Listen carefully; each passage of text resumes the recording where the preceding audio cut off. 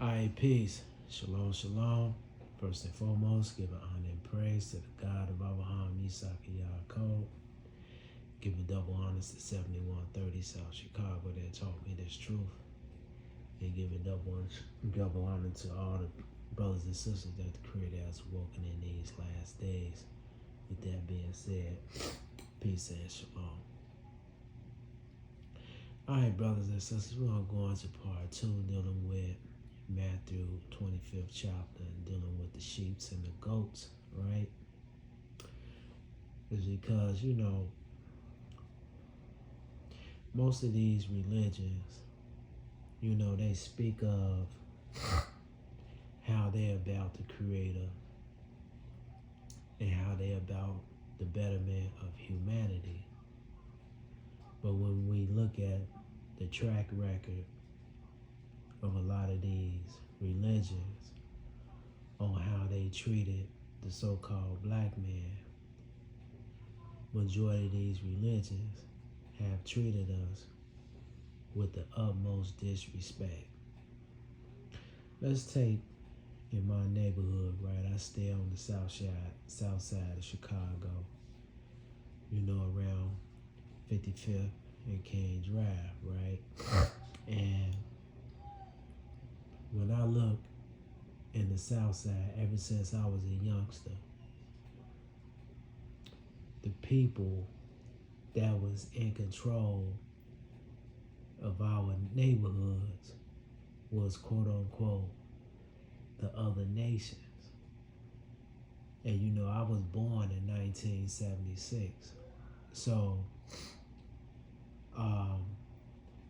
all the time that I have seen people running the neighborhoods, they have been people of other ethnicities, right? And I look at the care and the respect that they have for a lot of our people. And let me hit you with something. Respect ain't always you giving a person a free bag of chips, or you may give them some food on consignment. A lot of times respect is the quality of food that they will bring in the neighborhood and their contribution to the neighborhood that they're taking the wealth out of.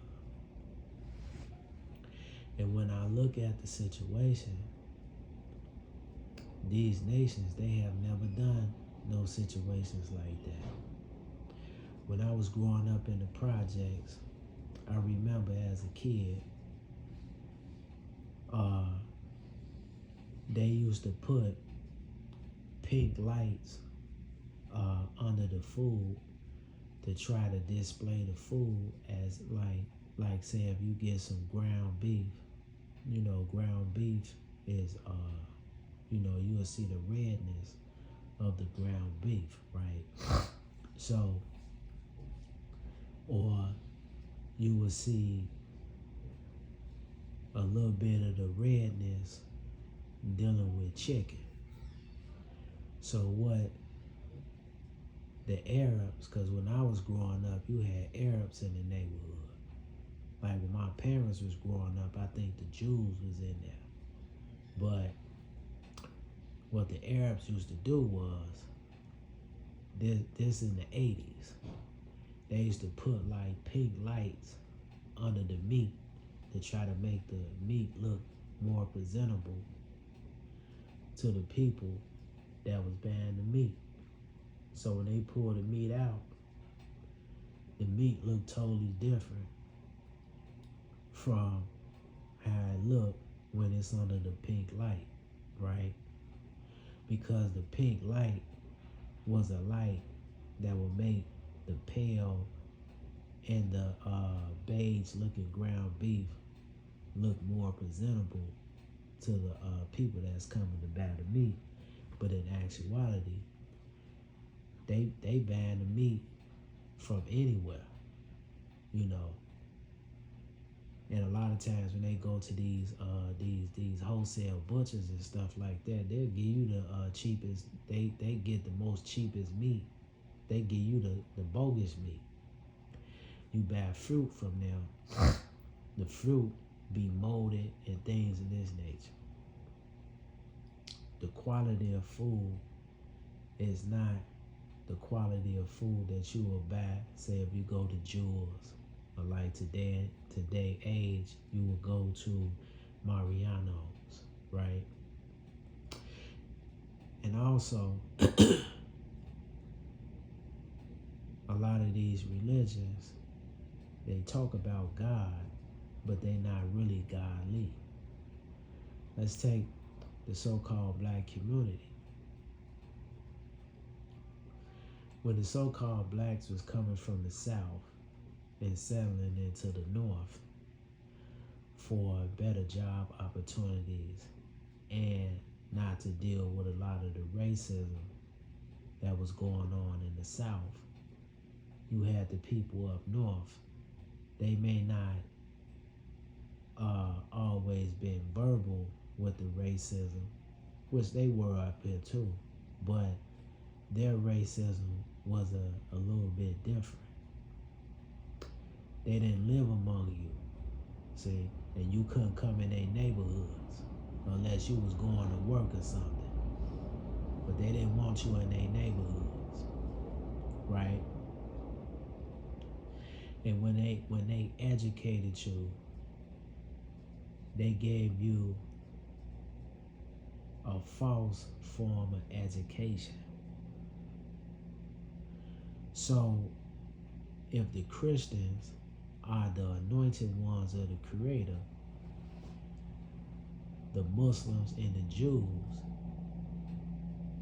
then why are they treating so-called black people as such? Let's take the situation now.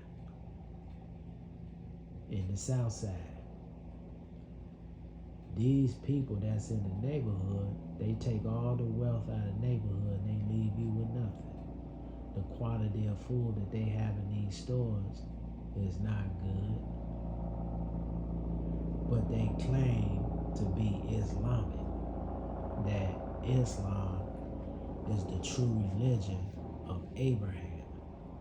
You see how that works? All of these people are declaring themselves the children of Abraham, but they're not doing what Abraham did, see? All of these religions, majority of them are claiming to follow the Messiah, but they don't act accordingly. And when you look at the track record of these religions, their track record is based upon conquering other nations. So when we was talking about the situation in part 1, we was talking about how the Christians are saying basically the sheeps and the goats is really dealing with them, how they was being persecuted and things of this nature. But you had Columbus, which was a quote-unquote person that was following the Israelite way of life, as far as what they would call Judaism, but they converted to Christianity. When they came over to this country, they came over to America posing as God-fearing people. But what did they do to the indigenous people? They put them in slavery. See? When the Indians, the so-called Indians, showed the white man how to survive in the winter, because it was a period of time, I think around the 1600s, they had been coming around since the 1400s. But I think around during the 1500s, it was called the starving times, where they was trying to build societies and social orders for themselves, and they couldn't do it. They was starving. And they had got to the point where they started eating each other, right? But let's go backward a little bit. When they first started coming over here, the Indians showed them how to farm, how to cultivate the land and things of this nature. Is because they didn't know how to do it. So when they learned how to do it, what did they do? They gave the Indians disease. They put smallpox in their blankets. And when we talk about the Indians, we're talking about the indigenous dark-skinned people that was already here prior to the renaissance of the Europeans, or the baby boom bang of the Europeans when they first started to circumnavigate the seas and things of this nature, right? So when we're looking at this situation, the history of the so-called white man is based upon conquering, going back to the Greeks and the Romans. When we're looking at Islam, Muhammad, when he was amongst our people, when he was trying to promote Islam, our people, we rejected that type of stuff. But eventually, because they was following our way of life just as well. But a lot of times they were following false gods too. But once they started to build themselves up as a juggernaut for the Catholic Church, what happened? They started to persecute our people. And see, they still doing that stuff even to this day. How they come into our neighborhoods and they take the wealth out of the neighborhoods and they leave us with nothing. They don't contribute one dime to the so-called Negro communities. See? So we looking at a lot of these nations, they have done us dirty. See? And this is why they going through the trials and tribulations that they going through today. And see, when we talking about the gospel, we're talking about the judgment of the Creator that is being enacted on these nations. So let's take a look. It says, when the Son of Man shall come in his glory, and all the holy angels with him, then shall he sit upon the throne of his glory. And what is that? That's what you would call figurative language couched in historical symbolism, brothers and sisters. Because the Creator is not physically going to sit on the throne. We're going to be looking in the sky. He's going to be sitting on the throne. He's going to be looking like Thanos, sitting on the throne, watching everything going. No, that's symbolic of what? Of his kingdom that is going to be established in the earth. See?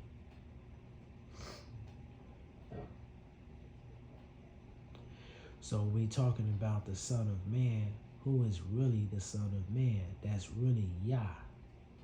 But a lot of people don't see that is because of the way that our history has been introduced to the world. See, when they talking about Jesus, when they talking about the Lord, and when they talking about Mary, symbolically what they talking about is Nimrod, Semiramis, and Tammuz. That's who they talking about. So a part of the gospel is supposed to bring out the trueness of what the Creator is talking about in these times. See? Who is the real God of Abraham, Isaac, and Jacob? So when the true God comes and establishes law and order, check what he's going to do. And before him shall be gathered all nations, y'all. See? And that situation is going on today. Why do you think the nations are going to war? It's because the Creator is doing what? He's ushering these nations to go to war with each other. So when you standing before the throne, we standing before the throne now. Everything that we're doing is being recorded by the Creator. And check this out. He shall separate them one from another, as a shepherd divided his sheep from the goats. Now let's take a look and see who the sheep are. Let's turn to the book of Revelation, the 7th chapter. Book of Revelation, the 7th chapter.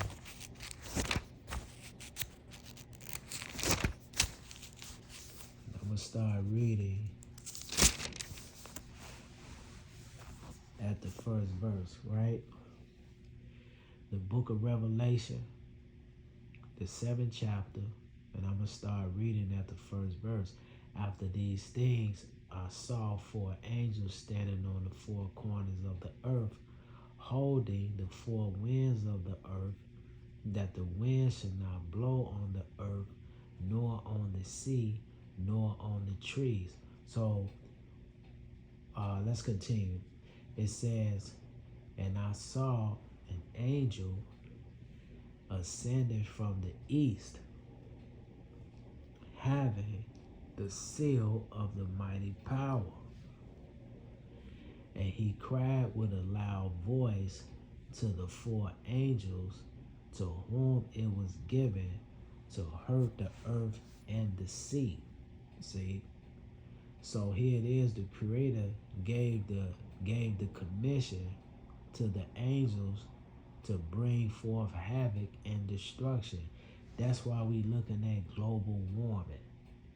This is why we looking at the nations continuing to fight over the natural resources over the planet. Right? It's because the Creator is ushering them people into a nasty, bloody war. Just like the war that we saw, well, we wasn't physically there, but the war that was back in the day, World War I and World War II. See? It says, so when it says to whom it was given to hurt the earth and the sea, the earth is symbolic of what? The system. And the sea represents what? Unorganized masses of people.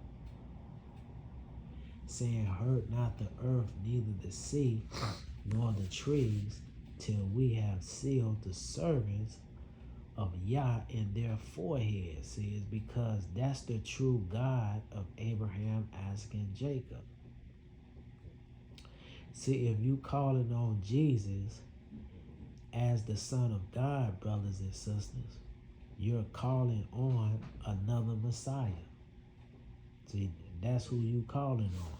You're not calling on Abraham's God. Well, that's what the scriptures say. Are you sure that that's what the scriptures say?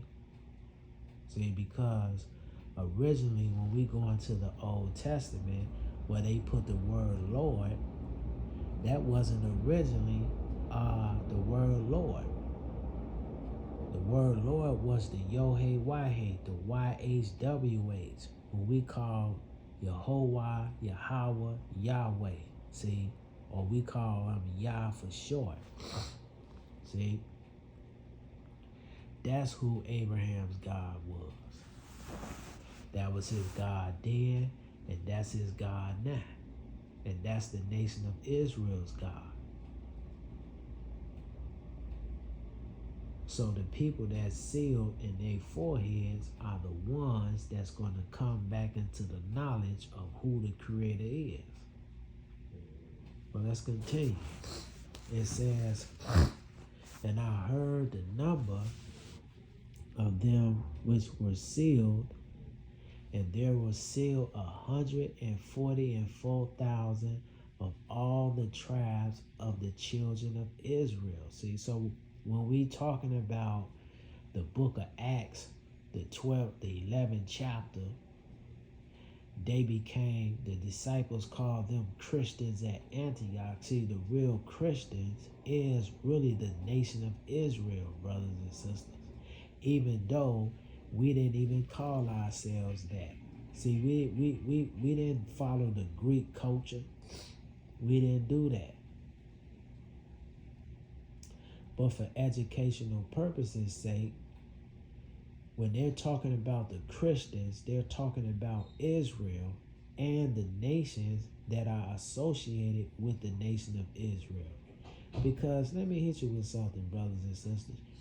The nations cannot be saved unless they come under the commonwealth of Israel. And this, you know what the problem is? They don't want to do it.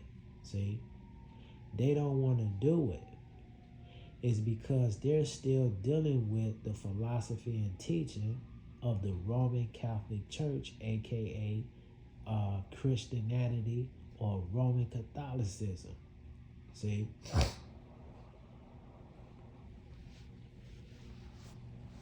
Let's look at this. We're just going to read about nation. And know that the nation of Israel, the 12 tribes, is not the Jehovah's Witnesses. See, these are other folks, other Christian denominations that have taken hold over the history and they running with it with a touchdown. Let's look at this. It says, of the tribe of Judah, 12,000. Reuben, 12,000. Gad, 12,000. Asher, 12,000. Naphtali, 12,000. Manasseh, 12,000. Simeon, 12,000. Levi, 12,000. Issachar, 12,000. Zebulun, 12,000. Joseph, 12,000. Benjamin, 12,000. When they talk about of the tribes, these are nations. So this is the nation of Israel still in captivity, brothers and sisters. Benjamin Netanyahu is not an Israelite. He's a Gentile of the seed of Japheth. See, not the seed of Esau. See, the seed of Japheth. Now check this out. After this, I beheld, and lo, a great multitude which no man could number, of all nations and kindreds and people and tongues, stood before the throne and before the Lamb, clothed with white robes and palms in their hands, and cried with a loud voice, saying, salvation to our power, which sitteth upon the throne, and unto the Lamb. See, that's what they gonna say. Is because they gonna come and worship the God of Abraham, Isaac, and Jacob. And all the angels stood round about the throne and about the elders and the four beasts, and fell before the throne on their faces and worshiped Yah. Is because that's Abraham's God. That's Elohim, y'all. Yahshua ain't Elohim. See? Let's take a look at this. Let's turn to the 19th chapter.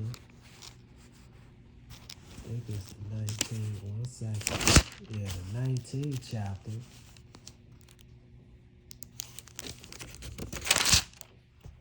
Of the book of Revelation. Because who is this talking about? It's talking about who? The goats, y'all. See? It's talking about the goats. It says, I saw an angel standing in the sun. And see, the sun represents what? the Babylonian mystery system, because that was the beacon of light that was established after the flood. See, this was the false light that was given to the world. And he cried with a loud voice, saying to all the fowls that fly in the midst of heaven, come and gather yourselves together unto the supper of the mighty Yah. And what is that talking about? That's death and destruction. It says that ye may eat the flesh of the kings. Because this is to all the nations that's talking about that they going to be saved. We going to get that. And the flesh of the captains, and the flesh of the mighty men, and the flesh of the horses, and of them that sit on them, and the flesh of all men, both free and bond, both small and great. It says, and I saw the beast and the kings of the earth and their armies gathered together to make war against him that sat on the horse and against his armies. And what is that talking about? That's World War III, y'all. See, we already dealing with that. And what's going to happen to the people that's following the beast? And the beasts were taken, right? That's the Babylonian mystery system. That's the Roman Empire, Roman Catholicism, the United Nations, see, America, NATO, all this type of stuff. And the beast was taken, and the false prophet that wrought miracles before him, is because why? They pushed this culture on people. Their military, their religion, their educational system, with which he deceived them, that had received the mark of the beast. And what is the mark of the beast? It's the philosophy and teaching of the Gentile world power system, aka the Babylonian mystery system. See, that ain't no physical chip. You already chip. It's because if you still believe in that December the 25th is Jesus' birthday, you got the mark of the beast. If you still believe in 2025 that Jesus was born of a virgin birth, he's the God of the nation of Israel, you got the mark of the beast. You believe that Ishmael and Abraham built the Kaaba stone, you got the mark of the beast. If you believe that Benjamin Netanyahu, the Jews over there, are the real people of the Bible, you got the mark of the beast. See, because it's the philosophy and teaching of the Gentile, of the Babylonian mystery system. See? And these are all the people, the lifestyle of the people. See? The lifestyle.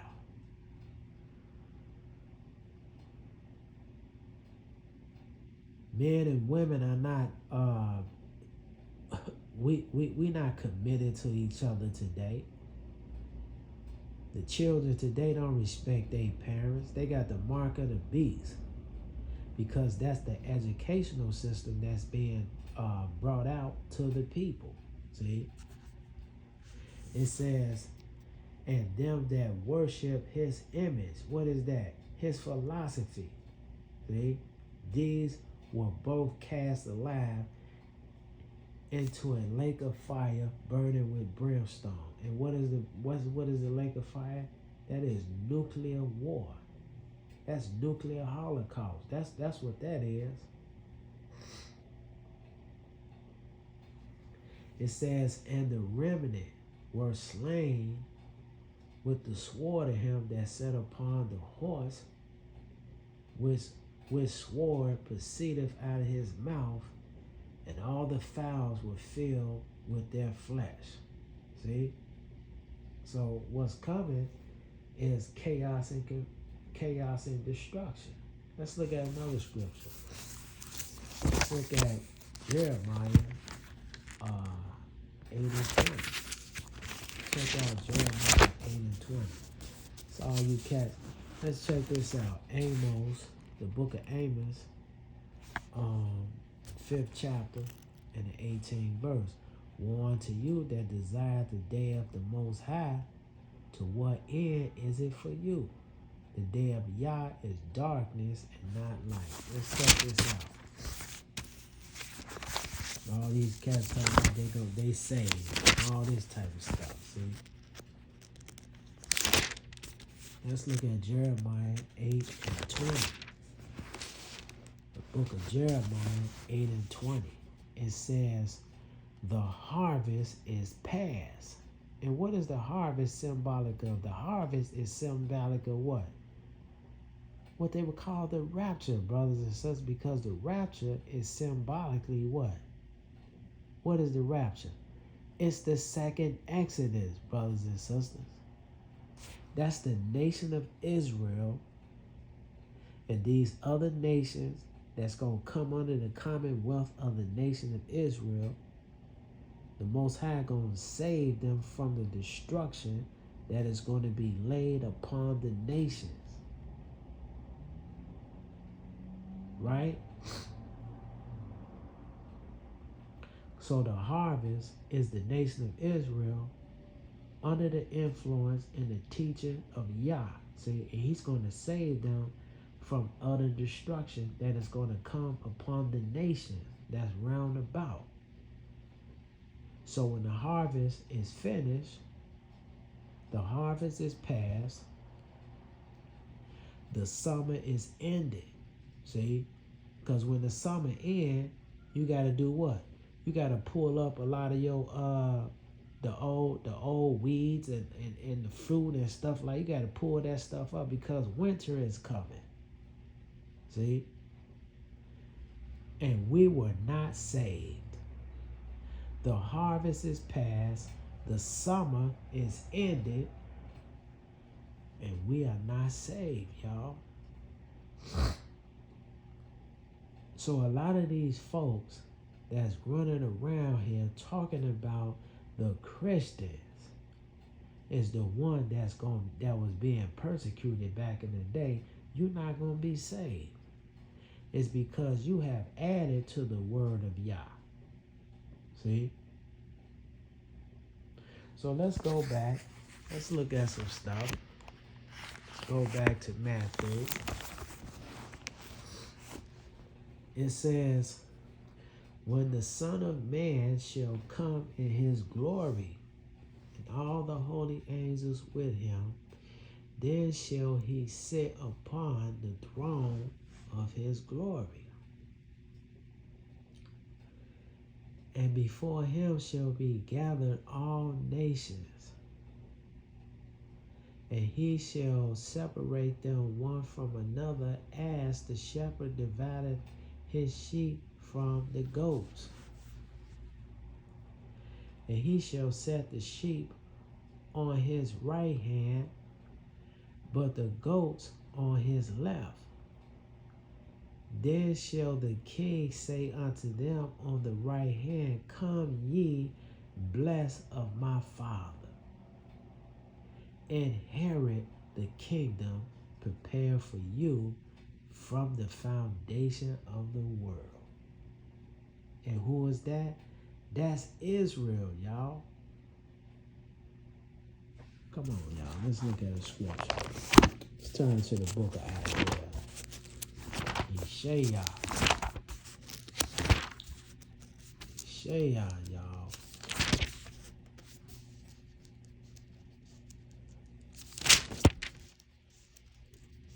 Book of Isaiah, the 2nd chapter.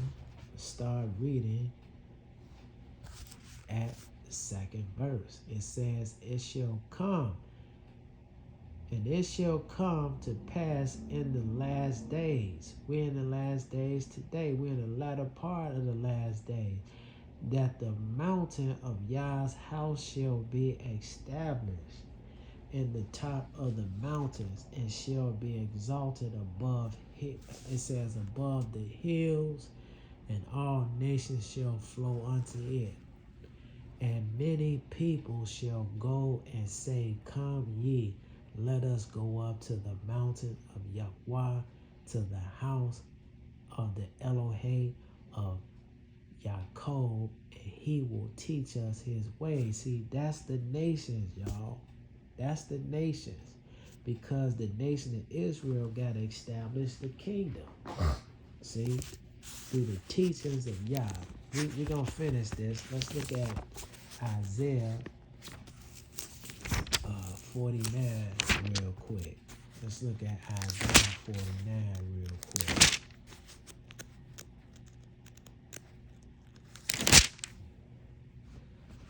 Isaiah 49 and 22. Thus saith Yael, Behold, I will lift up my hand to the Gentiles. See, these are the Gentiles that's going to follow the Creator, and set up my standard to the people, and they shall bring thy sons in their arms, and thy daughters shall be carried upon their shoulders. And the king shall, it says, and the king shall be thy nursing fathers, and their queens thy nursing mothers. And they shall bow down to thee with their face towards the ground, and lick up the dust of thy feet. And see, when it's talking about licking up the dust of the feet, that's not literal licking up the dust of the feet. What is that talking about? It's talking about the nation of Israel teaching the nations the laws, statutes, and commandments of the Creator. See, when they not bowing down to the nation of Israel part se, because they're bowing down to the nation of Israel is because why? They're coming in the spirit and the characteristics of the Creator. And these nations, they gonna know who the nation of Israel is in these times, y'all. So when it says they shall bow down, what does that mean? They gonna follow the Creator. See? Ain't gonna be no more Christian, Islam, Judaism, Hinduism, see, Buddhism, all this type of stuff. Ain't gonna be no more of that. They gonna worship Abraham's God. Because where they gonna go? Because they gonna be in utter destruction. These people coming out of destruction, y'all. They coming up out of the Third World War. Ain't nothing else for them. All that stuff gonna be gone. And when we fully establish the kingdom, they gonna worship our God. Because in actuality, it's their God too. And they shall, no, it says, thy nursing mothers, they shall bow down to thee with their faces towards the earth, and lick up the dust of thy feet. And thou shalt know that I am Yah, for they shall not be ashamed that wait for me. See? Come on now. See, these nations, they coming. See, they gonna come to worship Abraham, Isaac, and Jacob God. That's who they go. They ain't coming to worship Jesus no more. Many people shall go. This is Isaiah 2nd chapter 3rd verse. Come ye, let us go up to the mountain of Yah, to the house of the God of Jacob or Jacob, and he will teach us his ways. See, that's the 49th chapter. That ain't you putting them in slavery. See? And we will walk in his paths, for out of Zion shall go forth the law. So when they talking about licking up the dust of thy feet, that's symbolic of what? Them learning the law, statutes, and commandments of the Creator. Because for a period of time, it was confusion to them. See, they didn't want to They didn't want to take heed to this. And when you tried to give it to them, it was just like me. You had to see, and we see a lot of times we stumble at this too. Is because a lot of times we want to give people the meat instead of the milk. See, and a lot of times you're giving people meat, they choke on it. See, the 49th chapter ain't really it's not talking about you physically putting people in chains. See, the chain is going to be on what? On they mind. And the word of Yah from Jerusalem, because the real people is going to return back to the land. And he shall judge among nations, and shall rebuke many people, and they shall beat their plow. They said they shall beat their swords into plowshares, and their spears into pruning hooks. Nation shall not lift up sword against nation, neither shall they learn war anymore. O house of Yaakov, come ye, let us walk in the light of Yah. Is because that's the true power of Abraham, Isaac, and Jacob. So let's look at a couple of more scriptures and we should be done. It says,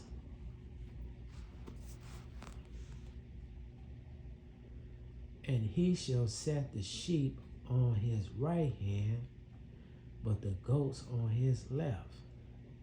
Then shall the king say unto them on his right hand, come ye, blessed of my father, inherit the kingdom prepared for you from the foundation of the world. For I was hungry, and ye gave me meat. I was thirsty, and ye gave me drink. I was a stranger, and it says, and ye took me in. See? And what is that talking about? See, what is that talking about? See, a lot of us, when we were strangers in this country via slavery, the Most High came to us, a lot of us. This how you know that you are of the nation of Israel. And see, you had a lot of so-called white people. They helped so-called black people during slavery, y'all. For I was hungry, and ye gave me meat. I was thirsty, and ye gave me drink. I was a stranger, and ye took me in. See? Because you got a lot of nations, not a lot of nations, but you had some white people, see, in other nations. They helped the so-called Negro through trials and tribulations. See, we don't want to talk about that, though. Naked, and ye clothed me. I was sick, and ye visited me. I was in prison, and ye came unto me. And see, another situation of that too is the fact that when we went into slavery, even though the Creator was chastising us, he still looked out for us. See, you can't build, quote unquote, the Black Wall Street if the Most High ain't with you. You can't establish, quote unquote, the civil rights movement if the Creator ain't with you. See, you can't form all these different, quote unquote, black groups that fought against oppression if the Creator ain't with you. Even in slavery, the Most High was with us. See? So with that being said, brothers and sisters, I'm going to come with part 3 on another day. Shalom.